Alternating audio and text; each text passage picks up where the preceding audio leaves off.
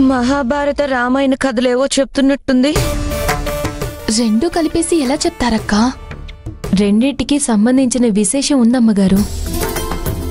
రావణాసురుణ్ణి శ్రీరాముడు సంహరించిన రోజు, అలాగే ద్వాపర యుగంలో శమీ వృక్షానికి పూజ చేసి అజ్ఞాతవాసం తర్వాత ఆ చెట్టు మీద ఉన్న ఆయుధాల్ని తీసుకుని పాండవులు కౌరవులపై విజయం సాధించిన రోజు విజయదశమి రోజు. ఇవాళ ఏ పని తలపెట్టినా విజయవంతం అవుతుందని భక్తుల ప్రగాఢ విశ్వాసం. నువ్వు మళ్ళీ తలపెట్టాల్సిన అవసరం లేదు నీలవేణి. అన్ని విషయాల్లో వేలు పెట్టేస్తావు కదా. డాడీ డాడీ డాడీ ఏంటి మై సన్? ఏంటి డాడీ దండలు పట్టుకుని అలా వెళ్ళిపోతున్నావు? నువ్వు తన మెడలో మంగళసూత్రం ఉన్న దండయ్యాలి కదా. ముందు అందులో తాళి ఉండాలి కదా. పెట్టాను. ఓ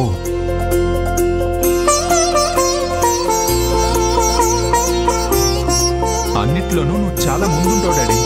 నేను రిటైర్ అవ్వకముందే మీ అమ్మ నన్ను చాలా పనుల నుంచి తప్పించింది, కానీ లేదంటే నేను చెలరేగిపోతాను.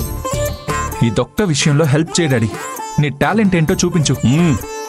చూస్తావుగా, ఇవాళ నా ప్లాన్ని పర్ఫెక్ట్ గా అమలు చేస్తా. దాన్ని అడ్డుకోవడానికి దేవుడి దిగొచ్చినా సరే వాళ్ళ వల్ల కాకుండా సెట్ చేశా. పద. పదండి.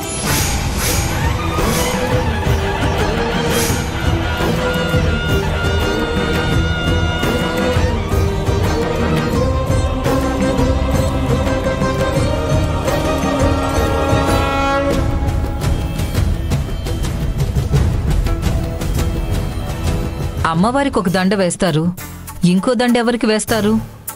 ఇంత చిన్న విగ్రహానికి అంత పెద్ద దండ వేస్తే మరీ చిన్నగా అనిపిస్తుందేమో.